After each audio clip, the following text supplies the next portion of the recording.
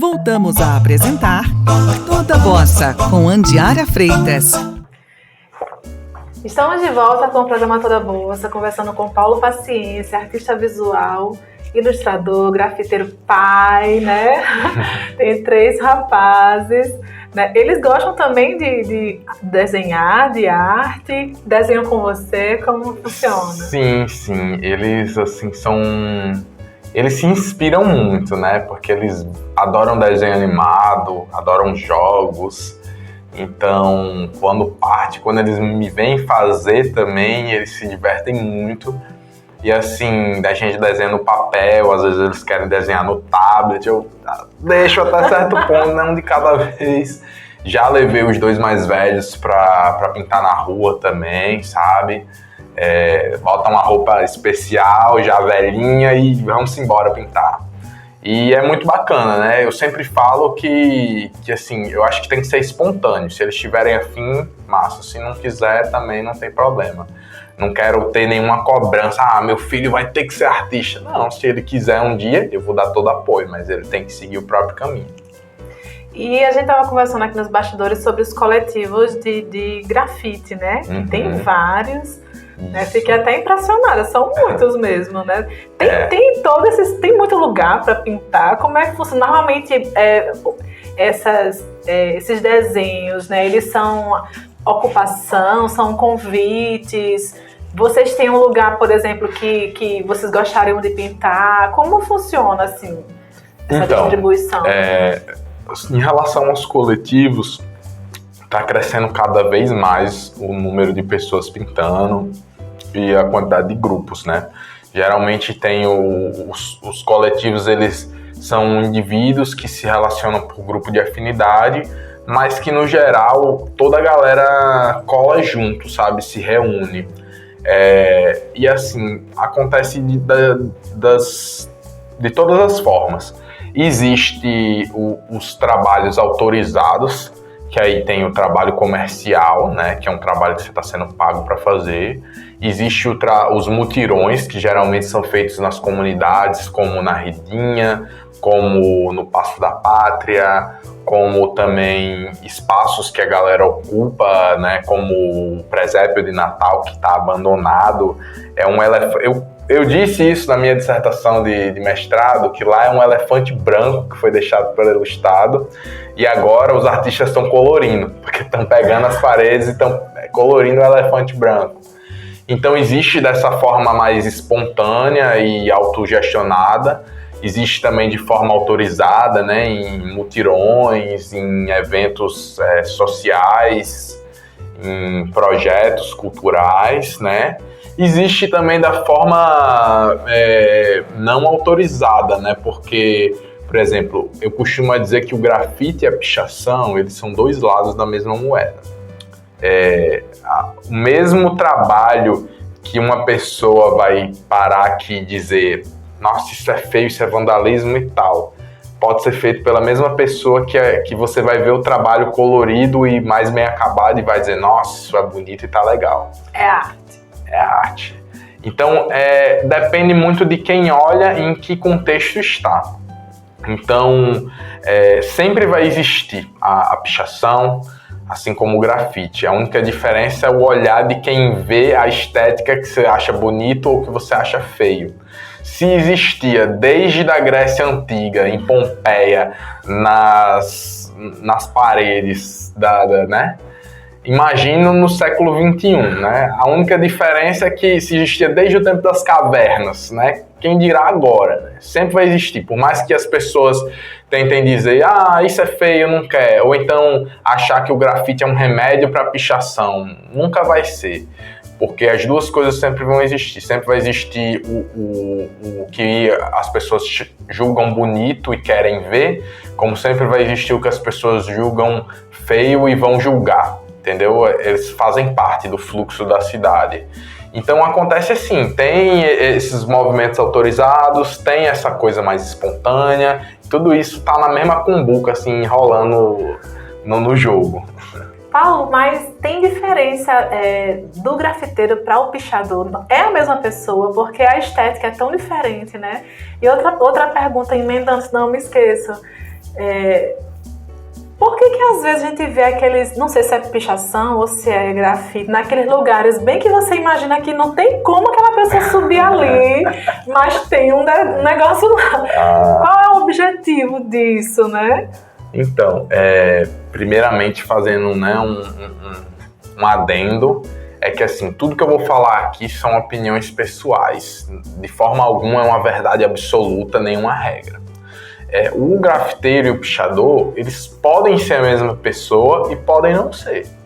Porque o que é que acontece? Como são dois lados da mesma moeda, a mesma pessoa que faz grafite, ela pode pichar, certo? Mas pode ser que a pessoa que faça grafite, ela não piche, e pode ser que a pessoa que só piche, ela não faça grafite, certo? Vai depender muito da inclinação, da vontade e do desejo da pessoa. No geral, o grafite, o ato de pintar na parede, ele surge da necessidade de ocupar o espaço urbano. Por quê? Porque a gente vive numa sociedade desigual, certo? E a gente sabe que o único jeito de você ter direito à fala na nossa sociedade hoje é você pagando. Seja através da publicidade, seja através do, sei lá, seja lá o que for, certo?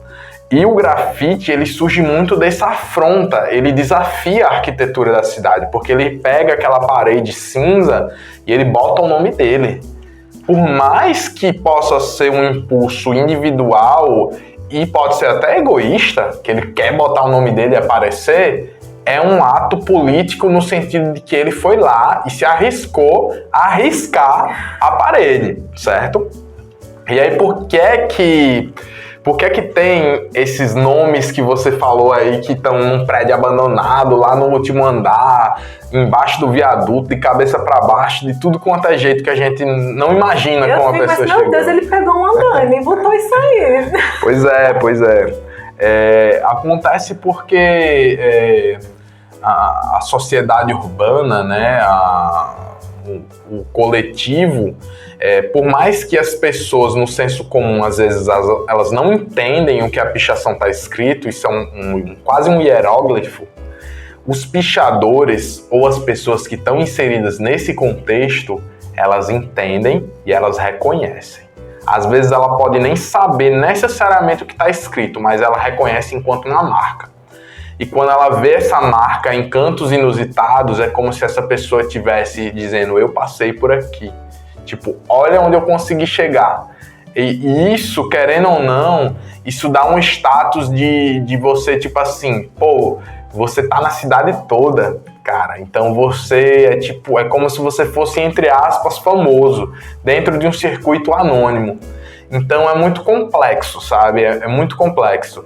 Do mesmo jeito que o grafite é um trabalho que você faz, tem letras de grafite que são super coloridas e super bonitas, mas que as pessoas não entendem ou sabem o que está escrito ali. Então, mas quem está inserido no contexto consegue ler. A única diferença é que o trabalho mais figurativo, quando ele é mais realismo, quando ele é mais desenho animado, quando ele é mais uma imagem de uma pessoa, de um animal, ele facilmente é entendível e interpretável por um leque muito maior de pessoas. E quanto mais ele vai para a letra, quanto mais ele vai para a assinatura, quanto mais ele vai para o picho, né, a assinatura da pessoa, mais restrito é o leque de pessoas que conseguem entender aquilo. Mas, ao mesmo tempo, existe um tipo de reconhecimento nisso, de tipo, cara, não acredito, você pintou o último andar daquele prédio, eu vi passando na avenida, e tipo, gera um reconhecimento. E isso motiva as pessoas a fazerem isso. E ao mesmo tempo elas estão colocando a cara a tapa e o nome dela nas ruas. Então pode nem sempre parecer lógico, mas existe um propósito, entendeu? E existe... Alguém já foi preso por pichação aqui que você conheça? Cara, já. O que acontece? De novo, tem aquela questão que eu te falei da sociedade ser desigual. Então, a gente tem muito a herança colonial do racismo estrutural. E então, acontece que, tipo assim, Depois do Beco da Lama, que houve um reconhecimento grande do grafite, isso mudou bastante, porque eu lembro que uma vez eu estava pintando de madrugada em frente ao Nordestão do centro, com escada, com lata, com tudo, e um monte de gente, e a polícia parou e falou com a gente, não, pô, a gente pintou no Beco da Lama, os caras, beleza e tal, deixa passar, tá, beleza.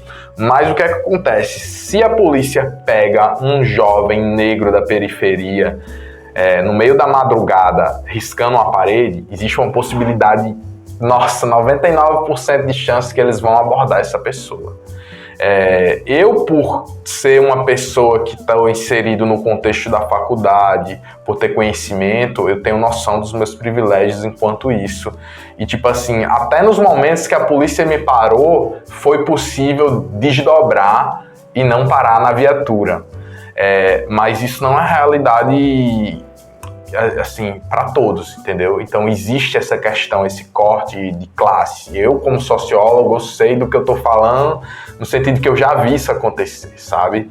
Então, é muito isso, é uma questão de contexto, mas existe sim, porque nem sempre essa ação é autorizada, mas a partir do momento que ela é reconhecida, às vezes a polícia deixa passar, mas se eles identificarem que tem alguma coisa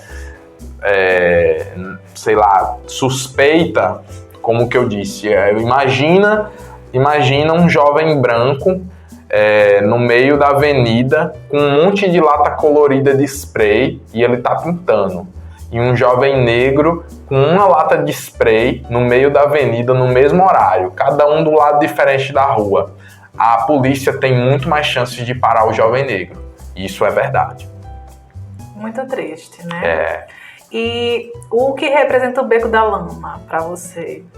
Cara, o Beco da Lama é história, né? O Beco da Lama, eu lembro de assim, na minha época da faculdade mesmo, ir muito pro Bar da Meladinha, e muito ali, né, em Nazaré, e todos aqueles espaços ali, né? E fazer aquele circuito, né? Não só o Beco da Lama, mas Ribeira e tudo. E eu acho que assim, quando houve essa oportunidade de revitalizar aquele espaço, de pintar, porque já existiam pinturas lá antes, né? E é importante enfatizar isso, que já tinha um super mural lá, que foi feito num aniversário de um grupo de grafite, inclusive.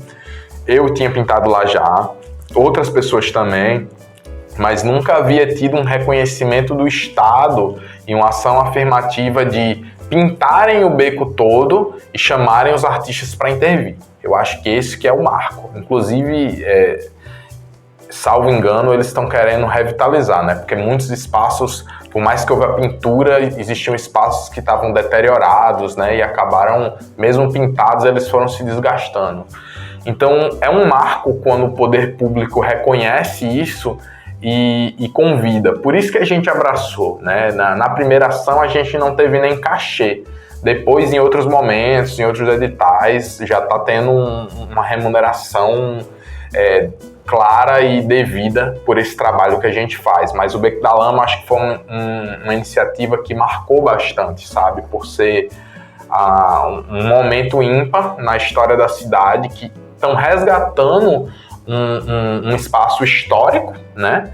Um espaço da cultura, da boemia, da música, né? Do samba, e usando isso a favor da cidade, porque o Beco da Lama, ele tem um potencial não só para a arte e a cultura durante a noite, mas eu conheço empresas de turismo que estão fazendo o circuito de levar os turistas para conhecer o centro da cidade, entendeu? E acho que isso tem muito valor. Muito legal. A gente vai para mais um intervalinho, não sai daí, tem mais bate-papo com o Paulo Paciência. Estamos apresentando Toda Bossa, com Andiara Freitas.